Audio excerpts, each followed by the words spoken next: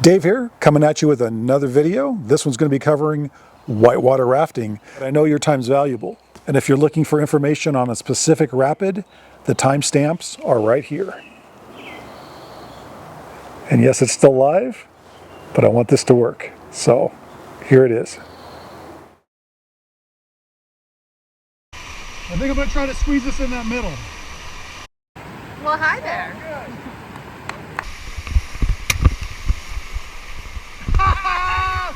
That's a line!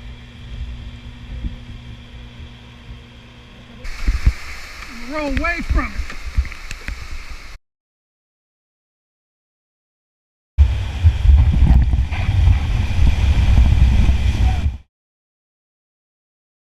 Because it's springtime in the Great Pacific Northwest, and that means officially rafting season has started.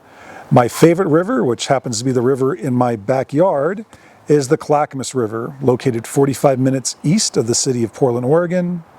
Using my personal experience on this river and information gleaned from two different websites, whitewaterguidebook.com and americanwhitewater.org, I'm going to document every Class 3 and every Class 4 rapid between the put-in at Sandstone Bridge to the takeout at Memaloose.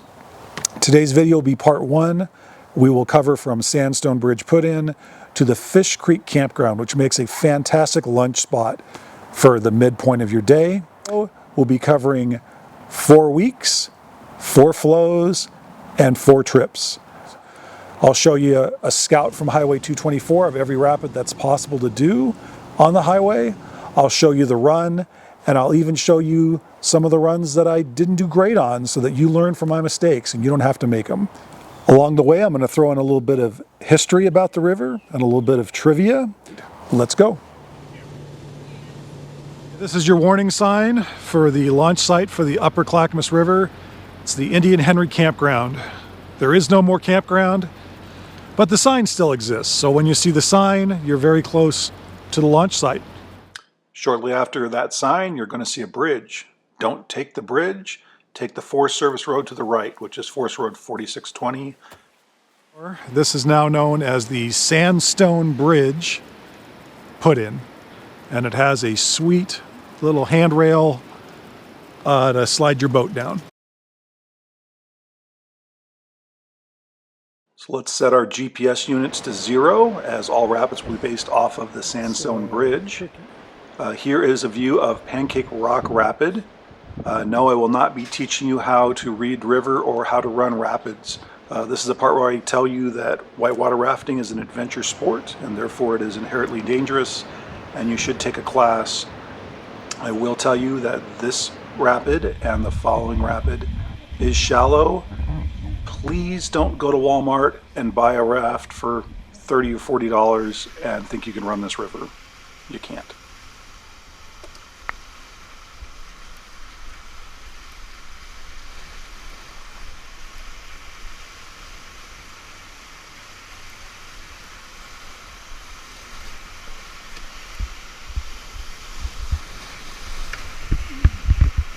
That was a rock.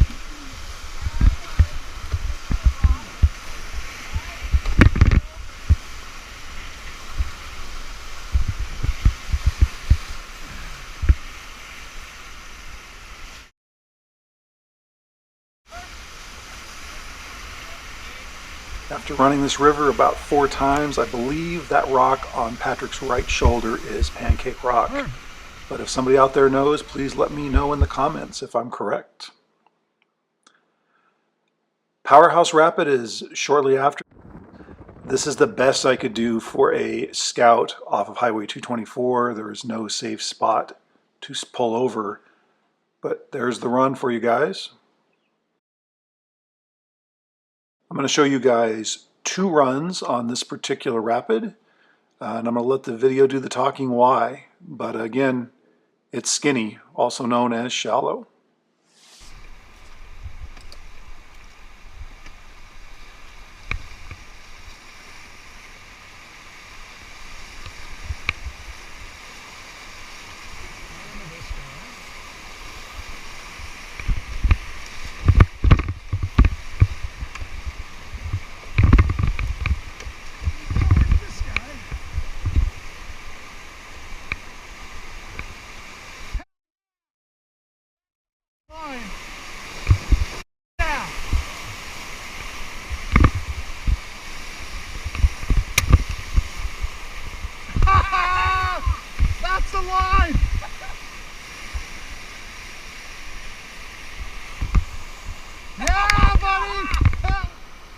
he going?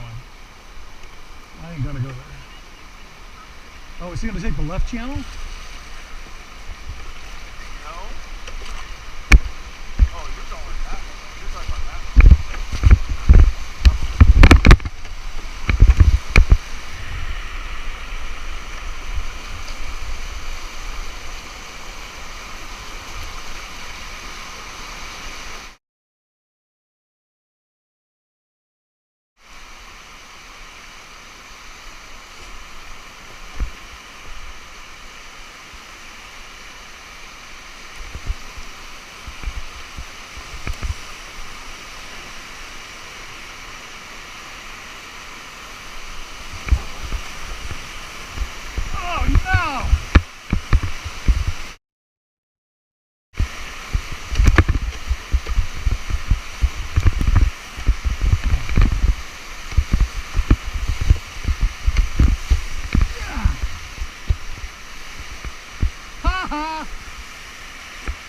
What you're watching us float by is the soon-to-be 101-year-old Oak Grove Powerhouse. It captures water from the Oak Grove Fork of the Clackamas River, and because this power station never touched or altered the Clackamas River, it can still be considered wild and scenic, at least for the upper section. In 1923, a concrete diversion dam at Lake Harriet was completed, and the water from Lake Harriet travels via 9-foot diameter pipes 5.7 miles as a crow flies to the top of the penstocks, which is the top of the hill, where it drops down to 2 electrical units, generating a total of 44 megawatts. That's enough to power 24,000 homes. I have a personal connection to Lake Harriet, as from 2013 to 2017, my son Jacob and I would frequently fish for trout in this well-stocked lake. Near the end, we even started camping along the shoreline. Super great memories. For those fans of Kevin Costner, he filmed a very short part of the 1997 movie The Postman on the top of the penstocks. And Tom Petty played himself in a cameo where he was the mayor of a post-apocalyptic town in the movie called Bridgetown. If you look the score up on Rotten Tomatoes, The Postman only scored 18%, but I liked it. Possibly because it was primarily filmed in Oregon, but it's a good story. The U.S. Postal Service brings back the United States.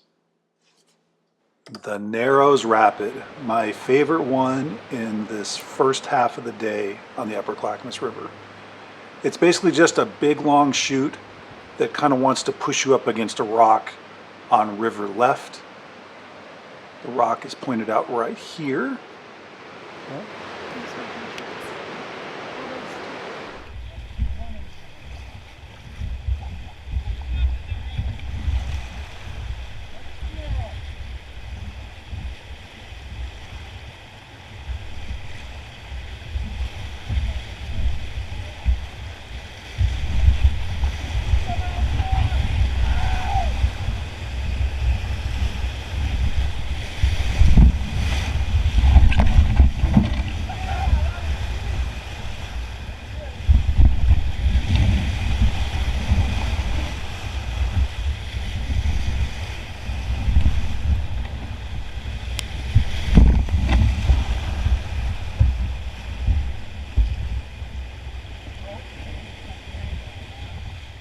And then the entrance reminds me of a Disneyland ride. It is just super cool. The walls are about 8 to 10 to 15 feet high, depending on the water level. And it is accessible from Highway 224. There's a path down from the road to go check it out. My wife Jen was kind enough to shoot this angle when we approached. Hi, gentlemen. Hey, great. How's it going? You got the nice spot there. It's perfect, huh? I love it. I might sit here for a little while.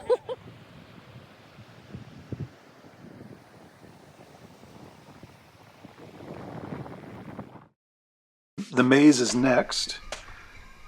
It is just a really fun opportunity to practice your boating skills.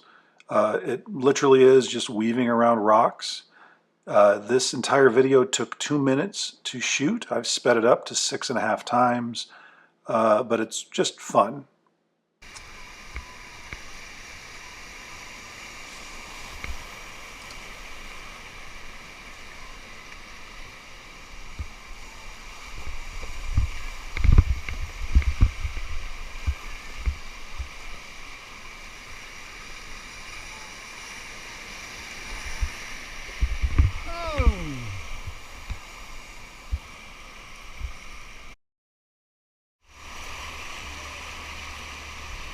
So is that your official rafting hat, the Wrangler hat?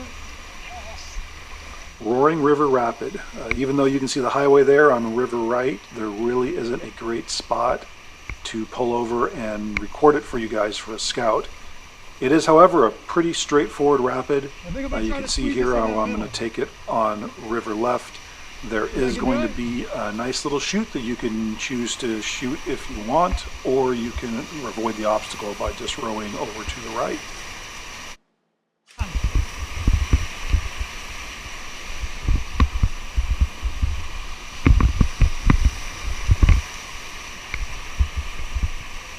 Roaring River Rapid! Ha ha!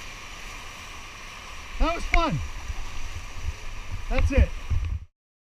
Hole in the Wall Rapid, Class 4. This is the only Class 4 between the put-in and our lunch stop at Fish Creek Campground. This one can hurt you. The main issue is a notch on the steep rock wall on River Left. It causes a very tight eddy, and if you get sucked into that eddy, you're basically just going to get swirled around like a washing machine on the spin dry. You're really not even going to be able to swim out of it. I'm going to point it out to you right here. That's what you want to avoid. The Forest Service actually put in a cable ladder to help people escape this thing, but that cable ladder is no longer there. It has been not maintained. There are two really great videos on YouTube of my friends running it. Cody from Private Whitewater has an excellent video of running this rapid, and Gear Garage, I don't know the guy, but I really respect him. He's got an excellent video as well, so I highly recommend you check out those two videos before you choose to tackle Hole in the Wall. My line might not be your line, but let's run it.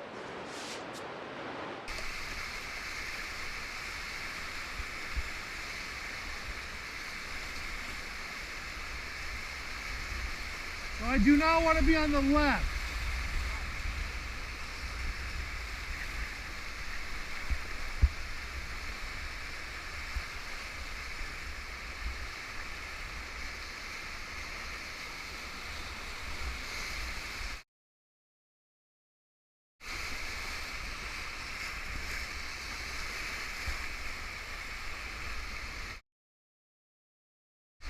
There's the hole right there in front of me.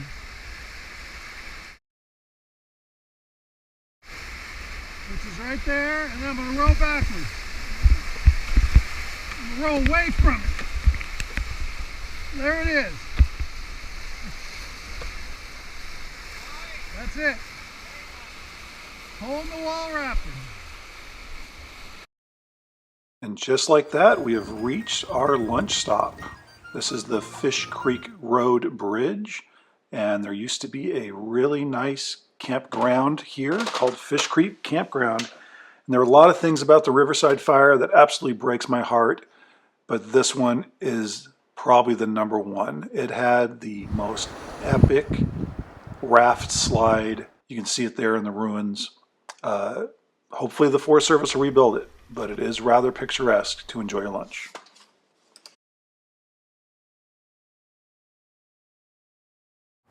Well, Fish Creek Campground officially marks the end of part 1 of this video series. Look for part 2 in a week.